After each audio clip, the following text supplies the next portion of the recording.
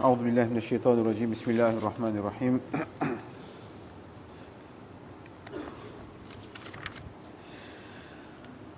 ذلك بأنهم آمنوا ثم كفروا فطبع على قلوبهم فهم لا يفقهون. Donc la semaine passée, on a commencé à Suratul Munafiqun, c'est-à-dire les hypocrites. Donc aujourd'hui, on va dire quelques points importants à savoir à propos du nifaq, à propos de l'hypocrisie. Il faut savoir que l'hypocrisie, c'est quoi? C'est mukhalafatu zahir lil batin, c'est-à-dire l'apparence contredit le cachet. L'apparence contredit le cachet. Donc l'hypocrisie, il y a deux types d'hypocrisie. Le nifaq, il y a deux types de nifaq. Un qu'on appelle le nifaq i'tiqadi. C'est une hypocrisie qui est liée à la croyance. Hypocrisie qui est liée à la croyance. Et deuxième, nifaq amali. C'est une hypocrisie qui est liée aux actions.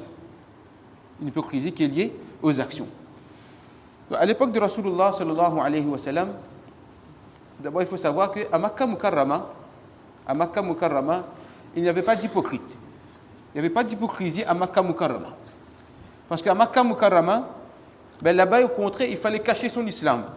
Il fallait cacher son islam. Parce que si quelqu'un y manifestait ouvertement son islam, systématiquement il était persécuté. Systématiquement il était persécuté. Mais c'est arrivé à Madina Munawwara, comme on l'avait expliqué, mais le chef des munafiq, Abdullah bin Ubay bin Salul, lui, il était quelqu'un qui avait une place à Madina Munawwara.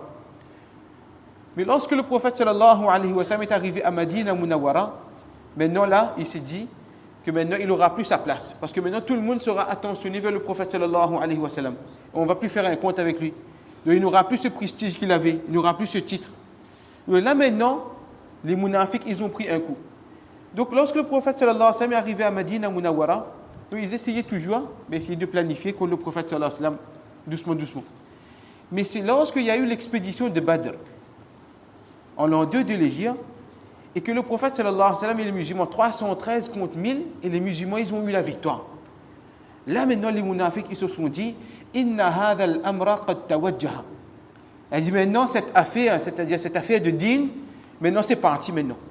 C'est-à-dire, on pensait qu'eux, ils ont quitté Makkah parce qu'ils étaient persécutés, ils sont venus ici. Nous, on était de base, on était ici, on a les moyens, etc., etc. En un instant, on va terminer cet islam. En un instant, on va exterminer le prophète et ses compagnons. Mais lorsque à Badr, ils ont vu c'est quoi la force de l'islam et comment avec le prophète sallallahu alayhi wa sallam et sahaba, il y a l'aide d'Allah, alors ils se sont dit que là maintenant, c'est parti, on ne pourra plus stopper cet islam. Mais qu'est-ce qu'il faut faire maintenant? Ce qu'on peut maintenant pour essayer de stopper la propagation de l'islam, on va faire. Donc qu'est-ce qu'ils faisaient? La journée, ils s'asseyaient avec le prophète sallallahu alayhi wa sallam et le soir, ils allaient se rencontrer. Et là, tout ce que le prophète avait dit, planifié, etc., ils essayaient de contrer les plans du prophète sallallahu alayhi wa sallam. Ce qu'Allah subhanahu wa ta'ala dit, وَإِذَا لَقُوا الَّذِينَ آمَنُوا قَالُوا آمَنَّا. Ces munafiqs, ces hypocrites, lorsqu'ils étaient avec les croyants, ceux qui avaient cru, ils disaient comme ça que nous aussi on est musulmans. وَإِذَا خَلَوْا إِلَى شَيَاطِينِهِمْ. Mais lorsqu'ils se rendaient vers le diable, vers le shayatin, vers le camarade, قَالُوا إِنَّا مَعَكُمْ. Ils disaient que non, nous on est avec vous, nous. À ne pas regarder ça, là, nous sommes avec Zat. Innama nahnu mustahzi'un. Lorsqu'on était avec les musulmans, là, on était en train de se moquer d'eux. On était en train de se moquer d'eux. Donc Allah subhanahu wa ta'ala décrit, c'était quoi le comportement des hypocrites. Donc le soir, ils se rencontraient et planifiaient que le prophète sallallahu alayhi wa sallam et les sahaba radiyallahu anhum ajma'in. Donc dans certaines occasions, à plusieurs reprises, ces munafiqs, ils ont planifié pour essayer d'assassiner le prophète sallallahu alayhi wa sallam. Ils essayaient d'assassiner carrément le prophète sallallahu alayhi wa sallam, mais Allah subhanahu wa ta'ala a informé au prophète sallallahu alayhi wa sallam que fais attention, voilà ils sont en train de faire tel plan, ne va pas à tel endroit, faites attention, etc., etc. Donc au début le prophète sallallahu alayhi wa sallam, il savait qui étaient les munafiqs, etc. Le prophète sallallahu alayhi wa sallam, il agissait bien avec eux. Mais sur la fin, Allah subhanahu wa ta'ala, parce qu'il y avait des choses importantes de l'islam, il ne fallait pas que les hypocrites ils savaient, sinon le plan allait échouer. Donc Allah subhanahu wa ta'ala a ordonné au prophète sallallahu alayhi wa sallam d'agir durement avec les munafiqs. Ya ayyuhal nabiyyu jahidil kuffara wal munafiqina waghluz alayhim. Allah dit au prophète sallallahu alayhi wa sallam agit durement avec ces munafiqs. Donc le prophète sallallahu alayhi wa sallam à son époque principalement c'était ce type de nifaq, c'est-à-dire nifaq et i'tiqadi. C'est-à-dire, en apparence, il se montrait musulman, mais à l'intérieur, il n'avait pas d'islam, il n'avait pas d'iman. À tel point que le prophète sallallahu alayhi wa sallam, une fois il a appelé un compagnon, Huzayf ibn al-Yaman radiyallahu ta'ala anhu. Et le prophète sallallahu alayhi wa sallam lui a dit la liste de tous les hypocrites jusqu'à Qiyamah. Le prophète sallallahu alayhi wa sallam lui a donné la liste des hypocrites jusqu'à la fin des temps. Donc ce type de nifaq, comme c'est lié à la croyance, à l'intérieur, et l'intérieur, c'est uniquement Allah subhanahu wa ta'ala qui est savant. Qu'est-ce qui se passe à l'intérieur? C'est pour cela ce type de nifaq est i'tiqadi uniquement à l'époque du prophète sallallahu alayhi wa sallam. Et le prophète lui-même, il était informé par Allah de dire que telle personne, il est un munafiq. Il est un munafiq. D'accord? Maintenant, après le prophète sallallahu alayhi wa sallam, personne ne peut dire que telle personne, il est un munafiq de croyance, i'tiqadi. Au plus qu'on peut dire, c'est quoi? C'est qu'une personne, il se dit musulman, mais on voit qu'il fait des choses qui l'affilient à une autre religion. Une personne, il est musulman, on connaît qu'il est musulman, mais il fait des choses qui le lient avec une autre religion. Parce que une personne, il se dit musulman, mais on voit qu'il va dans l'église. Ou bien on voit cette personne, il porte une croix. Automatiquement, porte une croix, c'est rétif.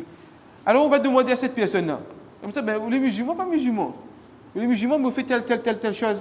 Et ça, c'est des choses qui sont liées à la croyance. Alors, si cette personne dit que non, moi je suis musulman, alors on va considérer, le plus qu'on peut appeler cette personne, que cette personne, il est considéré comme un zindiq. D'accord? On ne pourra pas dire que, parce qu'il fait quelque chose, mais il nous dit qu'il est musulman. Et s'il nous dit qu'il est plus musulman, mais là, il est considéré comme un kafir et toutes les règles s'appliquent. D'accord? Donc, à l'époque du prophète sallallahu alayhi wa sallam, ce nifaq et i'tiqadi, c'était uniquement la connaissance d'Allah subhanahu wa ta'ala. Allah subhanahu wa ta'ala, il a informé le prophète sallallahu alayhi wa sallam. Là maintenant, le prophète nous a expliqué le deuxième type de nifaq, le nifaq est amali. C'est-à-dire le nifaq, l'hypocrisie concernant les actions. C'est-à-dire une personne à l'intérieur, il est musulman, mais dans ses actes qu'on regarde, alors il y a des choses qui sont contraires à ce que Allah et son prophète sallallahu alayhi wa sallam nous a enseigné. Donc le prophète sallallahu alayhi wa sallam nous a donné quelques signes. Est-ce que le prophète sallallahu alayhi wa sallam dans un hadith a dit que le munafiq, il y a 3 signes du munafiq. Ayatul munafiqi thalathun. Un des signes du munafiq, c'est lorsqu'il parle, il ment. Lorsqu'il parle, il ment. C'est son habitude de mentir. Le prophète me dit que ça, c'est le signe d'un munafiq. Deuxièmement, lorsqu'il promet, il va à l'encontre de sa promesse. Il va à l'encontre de sa promesse. À tel point que cette personne est tellement connue que même quand une personne parle de lui, que telle personne m'a dit ça, alors il est connu, c'est un chargé de l'eau, ça. Il connaît que cette personne, il est connu de cette manière. Le prophète dit, faites attention, ça c'est un signe du munafiq. Et lorsque on donne un dépôt à cette personne, alors il trahit dans le dépôt. On lui a donné 100 euros, 200 euros à ramasser, etc. On lui a donné telle chose à ramasser. Quand la personne il vient récupérer, il dit, ah, il volé, elle a passé. Ou bien, elle n'a pas d'amour, ça, ou bien, il a pris. Le prophète dit, ça c'est un signe de l'hypocrite.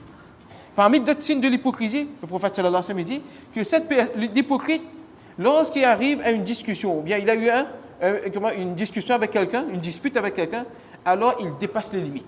Il commence à insulter, il sort de lui-même, il insulte, il dit des mots vulgaires, etc., etc. Donc, c'est que lorsqu'il dispute, il dépasse les limites et kathratul mukhasama. Et deuxièmement, cette personne-là, il aime se disputer. Avec tout le monde, il a un problème. Avec tout le monde, il a un problème. Ça, c'est un signe également du munafiq. Le prophète sallallahu alayhi wa sallam dit que le munafiq, il se soucie uniquement de prendre les affaires des autres. Dans sa tête, c'est quoi? C'est qu'il ne veut jamais dépenser de lui-même. Il est en train toujours de prendre à droite, à gauche, de voler ici, de voler là-bas. Il ne se soucie pas ce qui est halal, ce qui est haram. Cette personne, la journée, il fait beaucoup de bruit. Il fait du tapage à lui. Il a fait, il cause ici, il cause là-bas. Et la nuit, il dort comme un bois. Le prophète dit que la nuit, il dort comme un bois. Il ne se lève pas pour la salat de tahajjud, ni même pour la salat de la salat al-fajr. Donc le prophète sallallahu alayhi wa sallam dit que ce genre de personne, ces caractéristiques-là, c'est les caractéristiques d'un munafiq. Le prophète sallallahu alayhi wa sallam dit que le munafiq, déjà, de temps en temps, il vient à la masjid. De temps en temps, il vient à la masjid. Et lorsqu'il vient à la masjid également, il vient en traînant à la masjid. Il vient avec une manière paresseuse. C'est comme quelque chose de très lourd pour lui de venir à la masjid. Donc Allah subhanahu wa ta'ala nous protège de ce genre de caractéristiques, de ce genre de défauts. Hassan Basir rahmatullahi alayhi explique, il dit comme ça, le munafiq, justement, c'est son apparence contredit son intérieur. Il dit, dans la catégorie là, il rentre qu'une personne en public, il a une vie. En public, on regarde cette personne, machallah, il respecte les gens, etc. Mais lorsque cette personne est dans sa vie privée, alors cette personne est une autre personne. Ça aussi, c'est un type d'hypocrisie. Lorsque cette personne, il est chez lui, alors il n'a aucun respect à la maison. Lorsqu'il est dans sa maison, individuellement, alors il regarde des choses, qui sont interdites. Qui sont interdites, à tel point que lorsqu'une personne, il entend le bruit de quelqu'un qui arrive, alors vite sur son téléphone, il essaie de sortir sur cette application, sur ce site, etc. Donc, la main dit que ça aussi, c'est un type d'hypocrisie. Jusqu'à tel point, une personne, il était chez lui en train de regarder, vous connaissez tous des scènes qu'il ne faut pas.